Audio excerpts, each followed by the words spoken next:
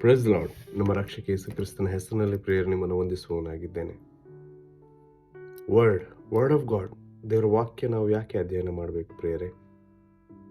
ಯಾಕೆಂದರೆ word of god ನಾವು ಒಂದು ವೇಳೆ ದಿನಂಪ್ರತಿ ನಾವು ಅಧ್ಯಯನ ಮಾಡದೇ ಇದ್ದರೆ, ವರ್ಡ್ ಆಫ್ ಗಾಡ್ ನಮ್ಮ ಜೀವಿತದಲ್ಲಿ ಇಲ್ಲದಿದ್ದರೆ, ದೇವರ ವಾಕ್ಯವನ್ನು ನಮ್ಮ ಜೀವಿತದ ಪ್ರಾಧಾನ್ಯತೆಯಾಗಿ ನಾವು ತಗೊಳ್ಳದಿದ್ದರೆ, ಅದೊಂದು ಮುಖ್ಯವಾದ ಭಾಗವಾಗದಿದ್ದರೆ, ನಮ್ಮ ಜೀವಿತದಲ್ಲಿ ದಿನನಿತ್ಯದ ಅಧ್ಯಯನ ದೇವರ ವಾಕ್ಯ ಆಗದಿದ್ದರೆ, ವರ್ಡ್ ಆಫ್ ಗಾಡ್ ನಿಂದ ನಾವು ದೂರ ಹೋದರೆ, ದೇವರ ವಾಕ್ಯವನ್ನು ಅಧ್ಯಯನ ಮಾಡದಿದ್ದರೆ, ಅದರಿಂದ ಬಹಳ ಸುಲಭವಾಗಿ ನಾವು ವರ್ಡ್ನ ಬದಲು ವರ್ಲ್ಡ್ನ ಕಡೆಗೆ ಹೋಗಲಿಕ್ಕೆ ಪ್ರಾರಂಭಿಸ್ತೇವೆ. ಯಾಕಂದರೆ ಜಗತ್ತಲ್ಲಿ ಬಹಳ ವಿಧವಾದ ರೀತಿಯ ವಿಭಿನ್ನವಾದ ಮಾರ್ಗಗಳ ಕಡೆಗೆ ನಾವು ಹೋಗಲಿಕ್ಕೆ ಪ್ರಾರಂಭಿಸ್ತೇವೆ. ಜಗತ್ತಿನ ಗಲಿಬಿಲಿಯಲ್ಲಿ, ಜಗತ್ತಿನ ಆಡಂಬರದಲ್ಲಿ, ಜಗತ್ತಿನ ಒಂದು ಗೊಂದಲಗಳಲ್ಲಿ ಸಿಕ್ಕಿಬೀಳ್ತೇವೆ. ಅದಕ್ಕೋಸ್ಕರ ದೇವರ ವಾಕ್ಯ ಪ್ರತಿನಿತ್ಯ ಅಧ್ಯಯನ ಮಾಡುವಂಥದ್ದು, ದೇವರ ವಾಕ್ಯವನ್ನು ಮೆಲುಕು ಹಾಕುವಂಥದ್ದು, ದೇವರ ವಾಕ್ಯದ ಕಡೆಗೆ ಗಮನ ಕೊಟ್ಟು ದೇವರ ವಾಕ್ಯವನ್ನೇ ಅಧ್ಯಯನ ಮಾಡುವಂಥದ್ದು ಮಾತ್ರವಲ್ಲ. ನಾವೀಗ ಸಭೆಗೆ ಹೋಗುವಾಗ ನಮಗೆ ದೇವರ ವಾಕ್ಯ ಸಿಗ್ತದೆ, ದೇವರ ವಾಕ್ಯ ನಾವು ವಾರದಲ್ಲಿ ಒಮ್ಮೆ ಕೇಳ್ತೇವೆ ಸಭೆಯಲ್ಲಿ, ಅದು ಮಾತ್ರ ಸಾಕಾಗುವುದಿಲ್ಲ. ನಿಮ್ಮ ಪರ್ಸ್ನಲ್ ಗ್ರೋತಿಗೆ, ನಿಮ್ಮ ವೈಯಕ್ತಿಕವಾದ ಒಂದು ಬಲ ಹೊಂದಬೇಕಿದ್ರೆ ಆತ್ಮಿಕವಾಗಿ ದೇವರ ವಾಕ್ಯವನ್ನು ನೀವು ವೈಯಕ್ತಿಕವಾಗಿ ಅಧ್ಯಯನ ಮಾಡಬೇಕು. ಉದಾಹರಣೆಗೆ ಹೇಳುವುದಾದರೆ, ನೀವು ಜಿಮ್ಮಿಗೆ ಹೋಗುವಾಗ ಅಥವಾ ಬಹಳಷ್ಟು ವಿಡಿಯೋಗಳನ್ನು ನೀವು ನೋಡ್ತಿರ್ಬೋದು, ಯೂಟ್ಯೂಬಲ್ಲಿ ನೋಡ್ಬೋದು. ನೀವು ನೋಡ್ತಾ ಇದ್ರೆ ನಿಮ್ಮ ಮಸಲ್ಸ್ ಗ್ರೋತ್ ಆಗ್ತದ? ಇಲ್ಲ. ಎಕ್ಸಸೈಸ್ ವ್ಯಾಯಾಮ ಮಾಡುವವರ ಒಂದು ಮಸಲ್ ಗ್ರೋತ್ ಆಗ್ತದೆ ಹೊರತು, ನಿಮ್ಮ ಮಸಲ್ ಗ್ರೋತ್ ಆಗಬೇಕಿದ್ರೆ ನೀವು ಸ್ವತಃ ಆ ಡಂಬಲ್ಸ್ ಎತ್ತಬೇಕು ಅಥವಾ ಬೆಂಚ್ ಪ್ರೆಸ್ ಮಾಡಬೇಕು, ಪುಷಪ್ಸ್ ಮಾಡಬೇಕು ಅಲ್ವ? ಆಗ ನಿಮ್ಮ ದೇಹದ ಮಾಂಸಖಂಡಗಳು ಬಲಗೊಳ್ತದೆ ಹಾಗೂ ದಟ್ಟಪುಷ್ಟವಾಗ್ತದೆ ಅಲ್ವೇ?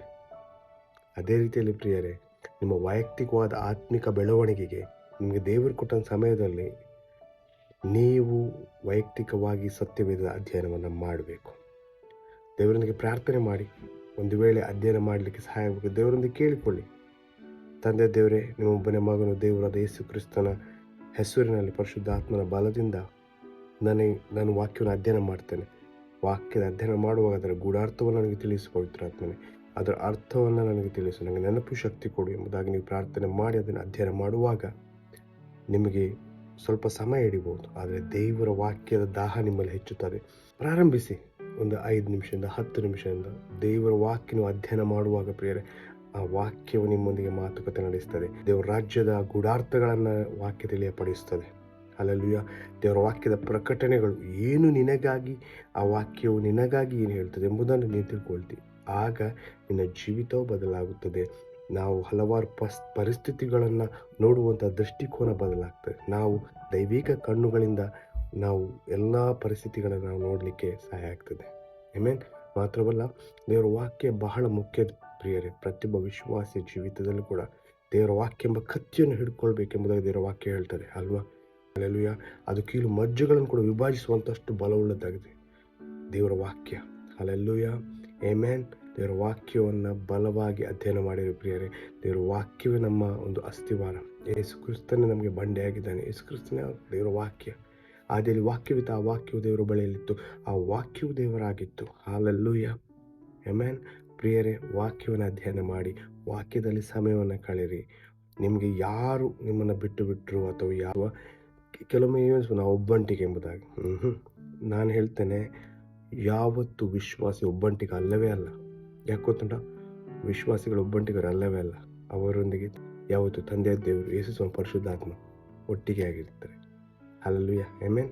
ಯಾವತ್ತು ವಿಶ್ವಾಸಿಗಳು ಒಬ್ಬಂಟಿಗರಲ್ಲ. ಆಮೆನ್. ಇದನ್ನೊಂದು ತಿಳ್ಕೊಳ್ಳಿ, ದೇವರು ನಿಮ್ಮೊಂದಿಗಿದ್ದಾನೆ, ದೇವರು ನಿಮ್ಮನ್ನು ಕಾಯುವಾತನಾಗಿದ್ದಾನೆ.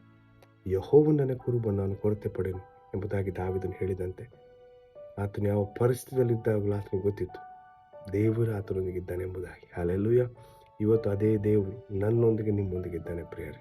ಇದೆಲ್ಲವನ್ನು ತಿಳ್ಕೊಳ್ಬೇಕಾದ್ರೆ, ವಾಕ್ಯದ ಪ್ರಕಟಣೆಗಳು ಬೇಕಾದರೆ, ವಾಕ್ಯದ ಹೊಸ ರೆವಲ್ಯೂಷನ್ಗಳು ನಮಗೆ ಬೇಕಾದರೆ, ದೇವರು ನನಗೆ ಇಟ್ಟಂಥ ಯೋಜನೆ ವಾಗ್ದಾನಗಳನ್ನು ನಾನು ನೀನು ತಿಳ್ಕೊಳ್ಬೇಕಾದ್ರೆ, ಬೇರೆ ಯೂಟ್ಯೂಬಲ್ಲಿ ನೋಡ್ಬೋದು ನಾವು ಅಥವಾ ಇನ್ನಿತರ ಪ್ರೀಚಿಂಗನ್ನು ಕೇಳ್ಬೋದು. ಆದರೆ ನಿನಗೆ ದೇವರು ಕೊಡುವಂತಹ, ಪವಿತ್ರಾತ್ಮನ ಮೂಲಕ ಕೊಡುವಂತಹ ವೈಯಕ್ತಿಕವಾದ ಪ್ರಕಟಣೆ ಉಂಟಲ್ಲ, ಅದರ ಒಂದು ಸಿಹಿಯೇ ಬೇರೆ, ಅದರ ಒಂದು ಅನುಭವವೇ ಬೇರೆ ಪ್ರಿಯರೇ.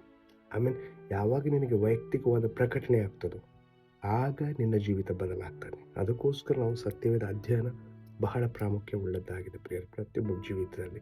ಆಯಿತಾ? God bless you. ಯೇಸು ಕ್ರಿಸ್ತನ ಹೆಸರಿನಲ್ಲಿ ಪ್ರಿಯರೇ, ನಿಮ್ಮ ಕುಟುಂಬನ ಆಶೀರ್ವದಿಸ್ತೇನೆ. ವಾಕ್ಯ ಅಧ್ಯಯನ ಮಾಡುವ, ವಾಕ್ಯದಂತೆ ಜೀವಿಸುವ, ಸರ್ವಶಕ್ತನಾದ ಯೇಸು ಕ್ರಿಸ್ತನ ರಾಜ್ಯವನ್ನು ಕಟ್ಟುವವರಾಗಿರೋಣ. We are the kingdom builders for the glory of Jesus Christ. Hallelujah, by the strength of Holy Spirit.